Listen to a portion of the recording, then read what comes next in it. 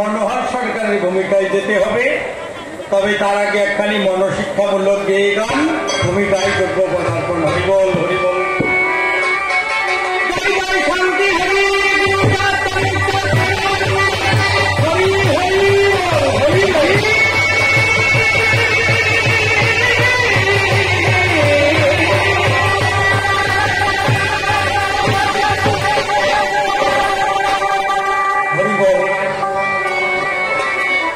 তবে আমাকে যে ভূমিকা দিয়েছেন, আমি তো একদম সাধারণ মানুষ, ক্ষুদ্র জীব, এখনো পূর্ণাঙ্গ সেই মনুষ্যত্ব মানবতা আমার মধ্যে জাগে নাই, স্বার্থের মুখে ঘুরে বেড়াই। তাই আপনার আশীর্বাদ করবেন যেন আমার মধ্যে সেই বিবেক চৈতন্য জ্ঞান মনুষ্যত্বের জাগরণ ঘটে।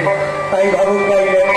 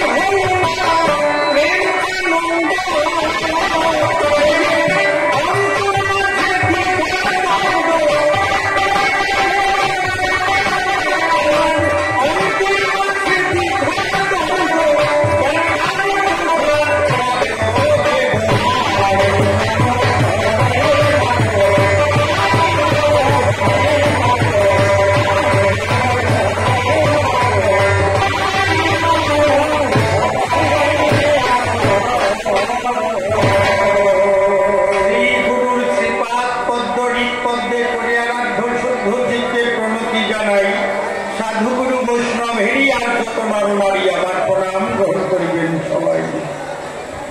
প্রণামিয়া ভক্তের পাই এবার সমভূমিকায় অন্তরের অভিপ্রায় সভাতে জানাই।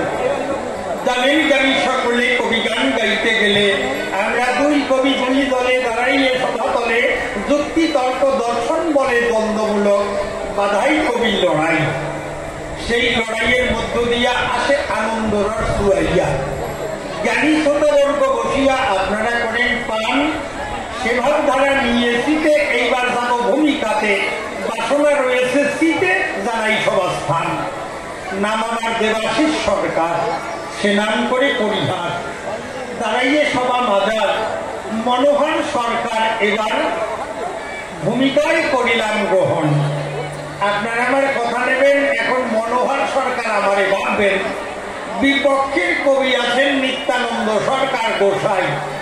আমি তার চরণে ভক্তিপূর্ণ প্রণাম জানাই, তারে দেব তারক গোসাই ভূমিকায়। তিনি দাঁড়াইয়ে এ সভায় আমার প্রশ্নের দেবেন সমাধান। আমি কিছু প্রশ্ন তুলি, যাব সভা মন্ডলী আপনারা ভক্ত জ্ঞানী গুণী করিবেন শ্রবণ। কিছু প্রশ্ন এবার এক এক করে দিতে চাই তারই ধারে, আপনারা নারী নরে ধৈর্য ধরে করবেন শ্রবণ। তারক গোসাই হলেন যিনি জ্ঞানে গুণে পরিপক্ক, তিনি গোসাই উপাধি পেলেন যিনি। তার হাতের লিখনি হরি লীলামৃত গ্রন্থকারী। আপনারা জ্ঞানী গুণী অনেকেই করেছেন অধ্যায়ন। এমন মহান মানুষের রাঙা পায়ে আমি প্রণাম জানাই সদ্য হইয়ায়। যে মানুষের তুলনা কোথায়, সেই তারক গোসাই, তার মতো আর গোসাই কয়জন পাই। এমন মহান মানুষকে শ্রদ্ধা জানাইয়ে এইবার তার কাছে যাব কিছু প্রশ্ন দিয়ে। তিনি আমার কাব্যিক জগৎ, ভক্তির জগৎ, আধ্যাত্মিক জগতের গুরু হয়। গুরু জ্ঞানী আমি গোসাই রাঙা ভাই পুনঃ পুনঃ প্রণাম দিয়ে গেলাম ভূমিকায়। এইবার আমি মনোহর সরকার হইয়ে মনের কথা যাব কইয়ে। আপনারা শ্রোতাবর্গ বসে করবেন আকর্ষণ। কিছু প্রশ্নপত্র দিতে আকিংসন। কি বলবো আপনাদের কাছে, তারক গোসাইর লেখা হরি লীলামৃত গ্রন্থ আপনাদের দেখা আছে। হরি গুণগীতি যার মধ্যে পাই। কি বলবো আপনাদের খাই, গোসাইর লিখনি পড়ে কিছু সংকটে পড়িয়ে যায়। গোসাইর লিখনিতে আমি বলি এ সভাতে হরি নাম, হরি বল মহাবল, এ নাম দুর্বলের বল। নাম ভিন্ন জীবের অন্য গতি নাই, এ কথা বলে গেছেন কলিতে চৈতন্য গোসাই। তারক গোসাইর লিখনিয়ে তো তাই পাই, মতুয়াদের এক হরি নাম ভিন্ন অন্য গতি নাই। এই জন্য মতুয়া যারা তন্ত্র মন্ত্র বেদ বিধি ত্যাগ করে তারা এক হরি নামে মাতোয়ারা আছে মতুয়ার গণ। কি বলবো সভা সকল, এই হরি নাম নিয়ে আমি যাচ্ছি সবাই কইয়ে অনেক জায়গায় নানান দ্বন্দ্ব হয়। কেহ বলে হরি বল, কেহ বলে কৃষ্ণ বল, কেহ আবার তারক ব্রহ্ম নাম কয়। এই হরি নাম, কৃষ্ণ নাম, তারক ব্রহ্ম নাম, এই নামের তত্ত্ব একটু জানতে অভিপ্রায়। কি বলবো আপনাদের কাছে, কৃষ্ণ ভক্ত বৈষ্ণব ভক্ত গৌর ভক্তের মধ্যে কৃষ্ণ নাম, কৃষ্ণ নামে মাতোয়ারা আছে। তারা জয় রাধে কৃষ্ণ কৃষ্ণ কয়। অনেক জায়গায় আবার এই হরি নাম শুনলে তাকে জ্বালা হয়। কি দেব পরিচয়, আমাদের গান গাইতে যাইয়ে অনেক জায়গায় সমস্যায় ভর্তি হয়। কি বলবো আপনাদের কাছে, বহু জায়গায় এইরকম বৈষ্ণবের আসরে করছে সরকার ভাষায় হরিমানা, ওই হরিচন্দ্রের নাম ওই হরি বল টল করবেন না, অর্থাৎ কৃষ্ণ বল করা লাগবে। ওই জায়গায় হরি বল করলেও না একটু কেমন কেমন ঠেকায়। তা আমি বলি আপনাদের কাছে, এই হরি বল কৃষ্ণ বল নানা বলে একটা গন্ডগোল আছে। আজকে গোসাই আমার কথা নেবা, তুমি একটু এই নাম তত্ত্ব ব্যাখ্যা করে বোঝাইয়ে দেওয়া। এই হরি বল কি, আর কৃষ্ণ বলই বা কি, আর তারক ব্রহ্ম নামই বা কি, এই তিন নাম তত্ত্ব একটু জানতে বাসনা রাখি। তবে আমি এই নাম তত্ত্ব জানতে চাইলে অনেক নাম আইসে পড়ে। আমি বলি আপনাদের দিকের দ্বারে নাম খালি এই তিনটে না। আমি বলি আপনাদের কাছে এরপরে যে আরো কত নাম আছে তার কোনো ঠিক নাই। রাম নাম, গুণ নাম, কৃষ্ণ নাম, লোকনাথ, অনুকূল, শিব নাম, স্বার্থ, শৈব, গানভক্ত, বিভিন্ন ভাবে বিভিন্ন মতে ভটে বিভিন্ন নামে হয়। ও বলতে গেলে অনেক সময় যাবে সুনিশ্চয়, মনে করি ধারণা, কত নামে যাবো না, এই 3 নামের আলোচনা শুনতে অভিপ্রায়। কি বলবো আপনাদের কাছে, আবার হরি বল আর হরি বল এ নিয়েও একটা গন্ডগোল আছে।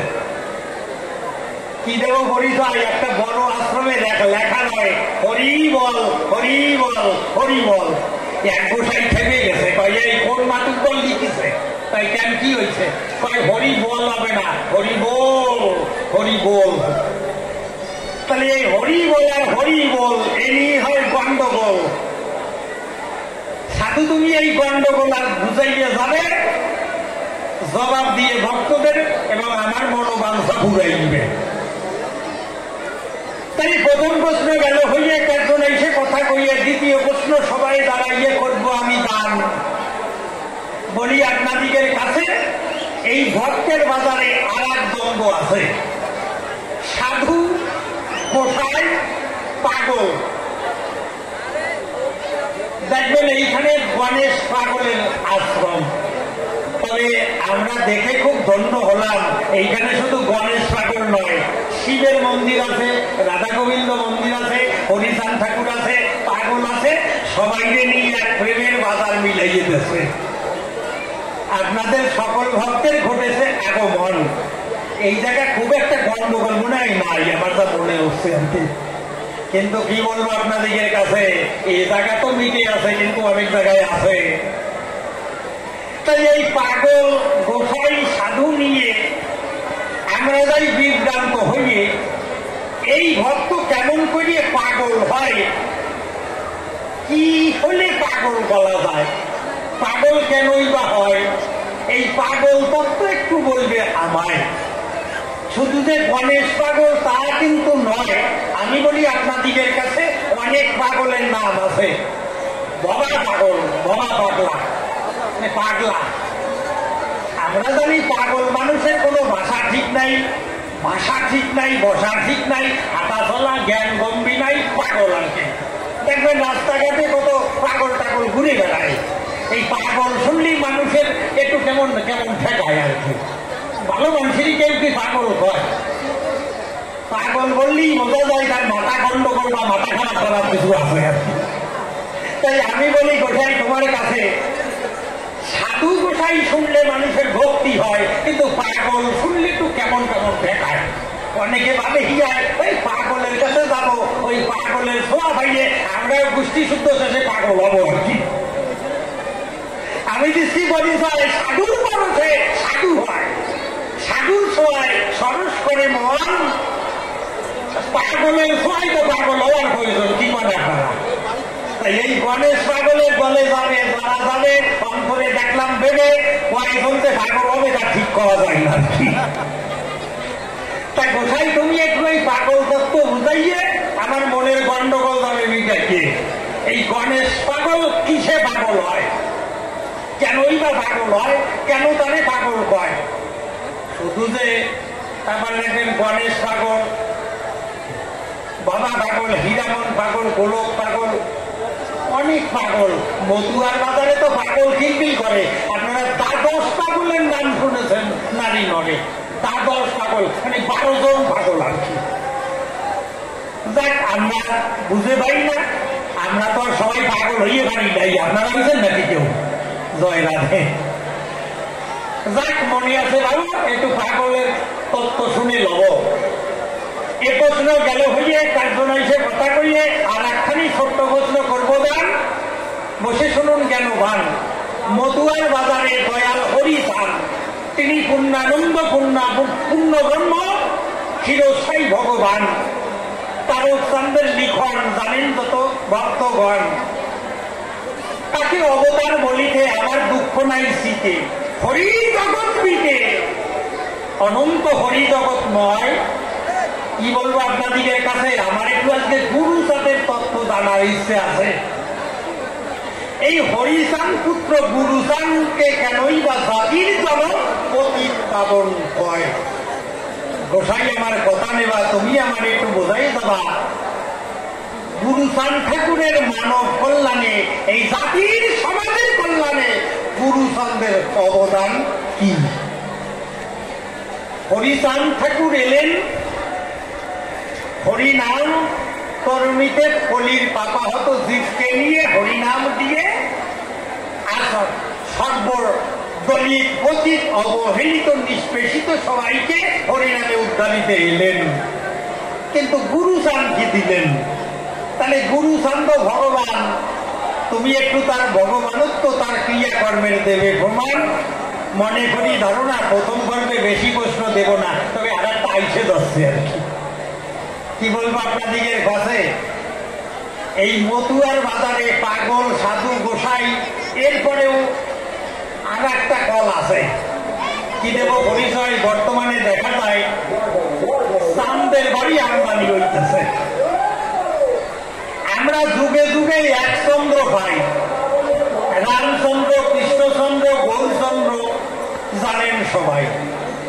তাহলে মধুয়ার বাজারে দেখি হরিচাঁদ গুরুচাঁদ, কি বলবো সমাজচাঁদ, খালি দুইজন চাঁদ না, এরপরে হরিচাঁদ, গুরুচাঁদ, তারকচাঁদ, গোলকচাঁদ, মহানন্দ চাঁদ, এরা তো চাঁদ ছিলেন মহান, প্রণাম করি তার। কি বলবো সবার ভিতরে দেখি বর্তমানে এই কলির বাজারে অনেক মতুয়ারাও নামের আগে চাঁদ লাগাই দিচ্ছে। কি বলবো সবারটাই কিছু কিছু আছে গোসাই, তারা দেশে শ্রীমঠ অমুক চাঁদ, নেপাল চাঁদ, ভূপাল চাঁদ, দেপাল চাঁদ, কপাল চাঁদ, নান্টু চাঁদ, মন্টু চাঁদ, পল্টু চাঁদ, কেষ্ট চাঁদ, চাঁদ খালি কিলবিল করে রে বসাই। এত চাঁদ দেয় কিসে একটু কইয়ে যাইয়ে সবার পাশে একটু চাঁদ তথ্য জানিবারে চাই। তবে আপনারা তো জানেন সবাই, অন্য অন্য লীলায় অন্য অন্য যুগে আমরা এত চাঁদ পাই নাই। রামচন্দ্র যখন এলেন একচন্দ্র, ত্রেতা যুগে জগতের কল্যাণ করলেন, পাপী বিনাশ করে সাধুদিগের করলেন পরিত্রাণ। একচন্দ্র রামচন্দ্র, আর চন্দ্র ছিল না তখন। আপনাদিগের আছে জানা, রামচন্দ্রের ছেলে বলে তারাও কেউ চান না, কেউ বলে না লব চান, কুশ চান কয় না। রামচন্দ্রের যে ভাই ভ্রাতা, আমি জানাই সেই বারোটা, তাদেরও কেউ চান হয় না, লক্ষণ চান, ভরত চান, শত্রুঘ্ন চান বলে না। কৃষ্ণর বন্ধু বান্ধব ভগবান শ্রীকৃষ্ণ, তার বন্ধু বান্ধবরা কেউ চান হয় নাই, ছেলে ফুলে কেউ চান হয় নাই। কেউ বলে না শ্রীরাম চান, সুদাম চান, বলরাম চান, কেউ চান নাই। কৃষ্ণের ছেলে শাম্ব চান দোয়াই নাই। গৌরহরির তো ছেলে মাইয়ে নাই, গৌরহরির যারা বন্ধু বান্ধব তারাও তেমন চান বয় নাই। কিন্তু কি বলবো আপনাদিকে জানে, এই মধুয়ার বাজারে এত চান দেয় কেমন করে, তুমি একটু কৃপা করে বলিও সবার খাই। মনে করি ধারণা প্রথম পর্বে আর বেশি পাবো না, দেখি আমি গোসাইর কাছে কেমন জবাব পাই। তবে প্রশ্ন তিনখানা আপনাকে নিশ্চয়ই মনে আছে। প্রথমে পাগল তত্ত্ব, নাম তত্ত্ব, আর গুরুচাঁদের সমাজ কল্যাণ তত্ত্ব। তার সঙ্গে একটু চান জোড়াইয়ে গেছি। হরিবল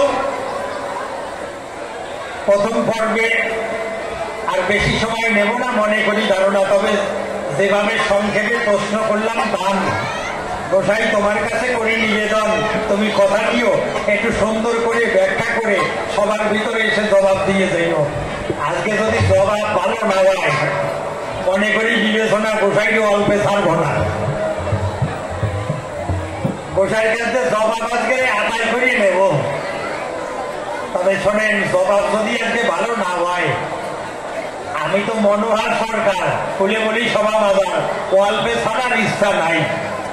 জবাব ভালো না হলে গোসাইয়ের কপালে কি আছে একটু ছোট্ট করে হইয়ে যায়। আপনারা শোনেন সবাই, শোনেন। এক জমিদারের ফলের বাগান আছে, কি বলবো আপনাদের কাছে, 3 যুবক চুরি করে বাগানে ঢুকে ফল ছিঁড়ে খাচ্ছে। 3 যুবক বাগানে যাইয়ে আপেল, কলা, বেদানা, লিচু ছিঁড়ে ছিঁড়ে খায়। ওই জমিদারের দারোয়ান দেখতে পাইয়ে 3 যুবককে ধরিয়ে জমিদারের কাছে নিয়ে যায়। জমিদার একটু বেকায়দা রাগী মানুষ, ওই দারোয়ানটা বলেছে 3 যুবক চুরি করে বাগানের ফল খেয়েছে, জমিদার তো খেপেছে, ডাক দিয়ে করে মানা এদের সহজে ছাড়া যাবে না, এদের পানিশমেন্ট দিতে হবে, শাস্তি হবে। তা জমিদারের শাস্তি একটু অন্যরকম। ওই জমিদারের যা শাস্তি তা কোনো সংবিধানে নাই, ওনার মন গড়া সংবিধান। জমিদার কয় তখন, শোনো 3 যুবক তোমরা মিলে ফল ছিঁড়ে যখন খেলে তোমাদের কপালে আজকে শাস্তি আছে। কি শাস্তি? তোমরা আমার কথা নেবে, পুনরায় ওই ফলের বাগানে যাবে, 3 জনে পছন্দ মতো একটা করে ফল ছিঁড়ে আনবে।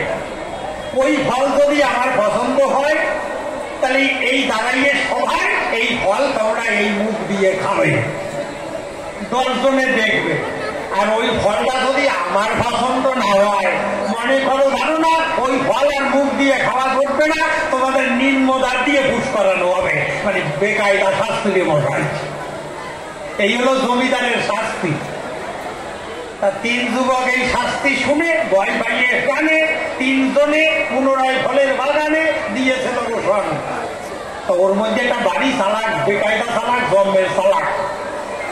ও আগে আগে যাইয়ে একটা লাল পাকা টুকটুকে আঙুর ফল ছিঁড়ে নিয়ে নাচতে নাচতে যাইয়ে জমিদারের সবাই দাঁড়াইয়ে কয়, জমিদার সাহেব এই ফলটা আমার পছন্দ, আপনার কি পছন্দ হয়? জমিদার করে মানা আমি আঙুর ফল ভালো পছন্দ করি না। এই যে বলিছে ওনার লাঠি আমরা নেড়ি হয়ে আছে, কয় ধরো ওরে ভুট করো, তারপরে ওর ভাষা দিয়ে পুষ করো। ও করে বললো না না না এইটুক ফলে আর ভুট করা লাগবে না, আমি ঠ্যাং উঁচু করতেছি, তোমরা শুরু করো। ও ঠ্যাং উঁচু করে দাঁড়াইছে, ওই আঙুর ফলটাই ফুস করতে গেছে, ফুস করে ফাটিয়ে গেছে। ও একটু ভাষা দাঁড়াই এবার যাক আমার তৈরি গেছে, ওরে আর ফুস করা লাগে নাই, তার আগে ফুস হয়ে গেছে। খানিকক্ষণ পরে 2 নম্বর বন্ধু একটা বড় ডাসা পেয়ারা নিয়ে আইসে আইসে কয়, জমিদার সাহেব এই ফল আমার পছন্দ, আপনার পছন্দ কিনা? জমিদার করে মানা আমি আমার তাতে এমনিতেই যন্ত্রণা, আমি ওই পেয়ারা পছন্দ করি না।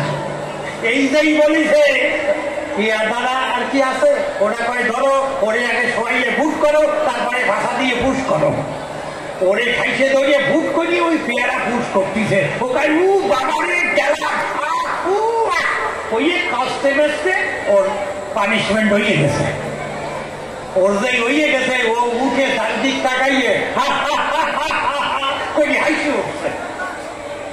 যেই হাসি দিয়েছে ওই জমিদার সাহেব ডেকে বলছে, এই যুবক তুমি অন্যায় করেছিলে, বিচারে তোমার সাজা পেলে, ক্লিয়ারে পুশ করা হলো, তা তুমি অট্ট হাসি দিলে কি কারণ?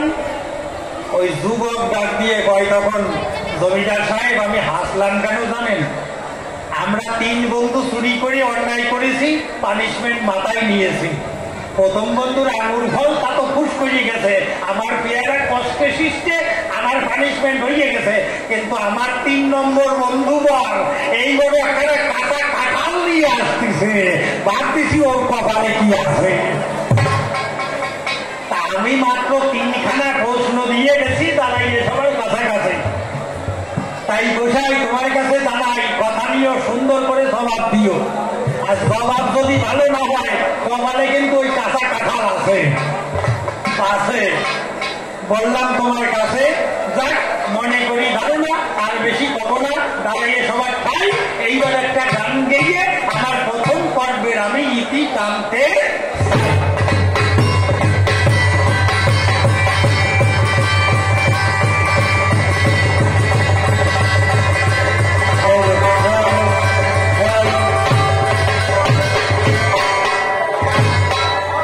গোসাই এসে মধুয়া তত্ত্ব, পাগল তত্ত্ব বলবেন। তবে আমরা দেখলাম এখানে রাধা গোবিন্দ মন্দির আছে, আপনারা অনেক কৃষ্ণ ভক্ত এসেছেন। আমি কিন্তু কোনো নাম, কৃষ্ণ নাম, হরিনাম, কোন নামকে অবজ্ঞা করি নাই, করতে মানাও করি নাই। আমি খালি একটু জানতে চাইছি। তাই আপনারা কৃষ্ণ ভক্ত প্রাণ, আপনাদের জন্য গেয়ে শোনাইয়া আমি কৃষ্ণ গুণগান।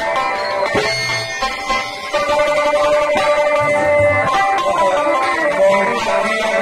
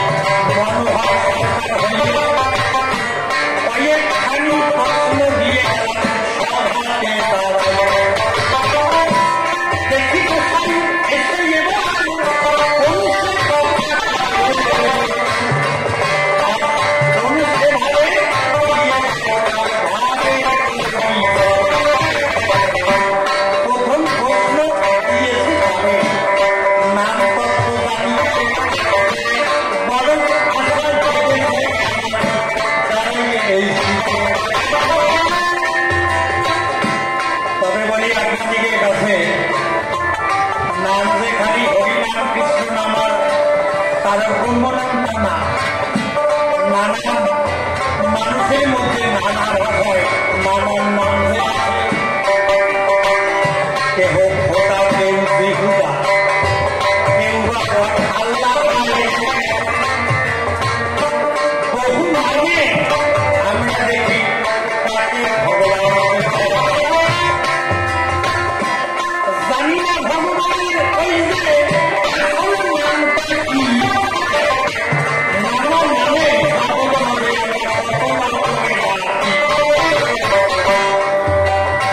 ভগবানের যে আসল কি নামটা বুঝে পারছে। 108টা কৃষ্ণের নাম লিখতে যাইয়ে তার মধ্যে গেলেন লিখে দিয়ে কি অনন্ত রাখিলেন অন্ত না পাইয়া অনন্ত ঈশ্বরের নাম দেখিলাম সবাইয়া অনন্ত নাম।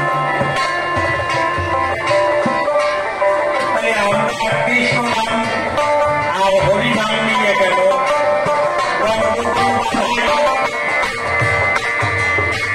আসলে নামে গন্ডগোল কি মনে গন্ডগোল জানি যাবে ব্যাপারটা কি। তাহলে কিভাবে নাম করলে আমাদের ঈশ্বর দর্শন হবে, ওই নাম পদ্ধতি রীতিনীতি তবে মধুয়ার বাজারে শোনা যায় লইয়ে নিজ নারী ব্রহ্মচারী সত্যরিত হবে, সত্য পথে থেকে সদা সত্য কথা কবে।